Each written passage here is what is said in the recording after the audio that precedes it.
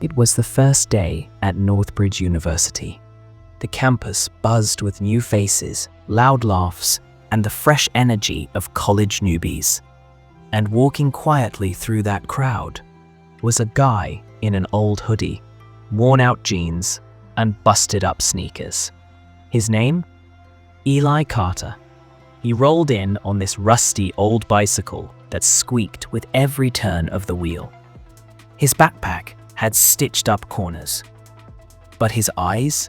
Man, they held something deep.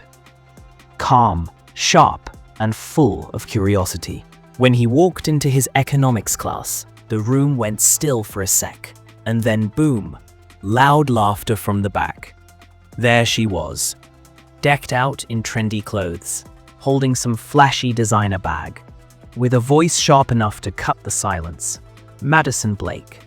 Insta-famous, filthy rich, and totally full of herself.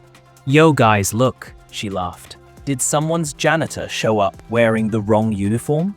Her squad burst out laughing. Eli didn't say a word. He just walked to a corner, took a seat, and opened his notebook like none of it mattered. And this became routine. Madison would mock him openly, sometimes sneakily. One time, she even filmed his lunch and threw it on her Insta story with the caption, "This is a joke." And Eli, always calm, never clapped back. He just kept writing, watching, learning, staying low-key. A few weeks in, chaos hit the university.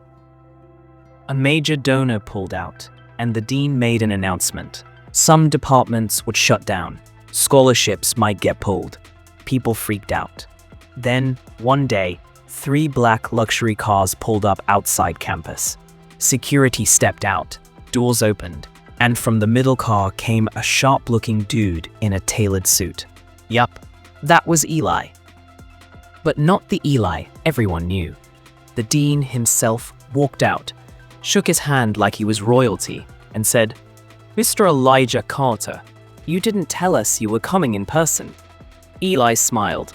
Felt like it was finally time to show up. He walked into the auditorium, stepped on stage, looked at the crowd and said, "My name's Elijah Carter. Yeah, I'm the son of Henry Carter, CEO of Carter Global Holdings. I enrolled here under a different name because I wanted to know how people treated me without the money, without the name. I wanted to feel the real world, understand struggle, judgment, and humanity." The whole auditorium, dead silent. And then he looked straight at Madison. "I took the insults, the laughs, the whispers, the humiliation. But you know what? A person's worth isn't measured by what they wear. It's measured by who they are." Then he turned to the rest of the room. "I'm announcing today that I'll be funding every department in this university. No student will have to drop out. No dream gets left behind." The whole hall stood up. Professors clapped. Some students teared up. Madison, she just sat there, frozen. Her face white as paper. After the speech, as Eli walked out of the hall, she ran after him. "Eli, I'm sorry, I didn't know." He stopped, looked her in the eyes, and calmly said, "It's not about you not knowing who I was. It's about what you assumed I was. And yeah, you were real proud of your money and Instagram followers, weren't you?" And he walked away. That day, the whole campus flipped. The guy they thought was just some broke nobody turned out to be the heir of one of America's top investment empires, Elijah Carter, who had enrolled under a hidden identity just to experience real life and see who people really are. Madison, the same girl who made him her favorite joke, was now the center of everyone's judgment. The same glitter and pride she flaunted before now sat heavy on her, with shame and regret. But Eli, still the same guy, calm, grounded. Even now, with media and staff swarming him, he didn't act flashy. No ego, no revenge, just the same peaceful energy. Madison stood in the corner, silent, watching. Her eyes said it all. She wanted to say sorry, just once, but didn't know if she deserved the chance. The next day, she finally gathered courage. She walked over to Eli's usual table at the library. "Eli, I'm sorry," she said, her voice trembling. Eli looked up at her. No anger in his eyes, just calm. He smiled and said, "You judged me based on what you saw, Madison. But maybe now you realize not everyone's value can be seen through clothes or a bank account." Tears welled up in her eyes.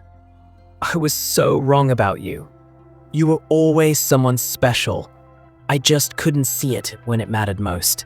He nodded. "Sometimes the people who hurt us end up being the reason we rise. Maybe your mockery was part of the reason I kept going." Madison didn't say another word, but his words, they stayed with her. Time passed. At the final semester event, Eli gave a speech. He said, "I came here looking for real people, and I found them. Some accepted me without knowing anything. Some tried to tear me down, but both sides taught me and built me." Madison sat in the crowd, tears rolling down her face. She knew now. Her one mistake had taught her more than 1,000 lectures. She, the girl who once laughed at him, now understood. Status and followers fade, but kindness and humility, they stay forever. Elijah Carter left that campus and stepped into a new life. But his story, it echoed in every hallway. A boy the world called poor. But when the truth came out, the whole college shook. That day, the entire university learned a lesson. The quietest boy often carries the loudest story. If this story touched your heart, like, share, and comment your thoughts. And don't forget to subscribe for more inspiring tales like this one.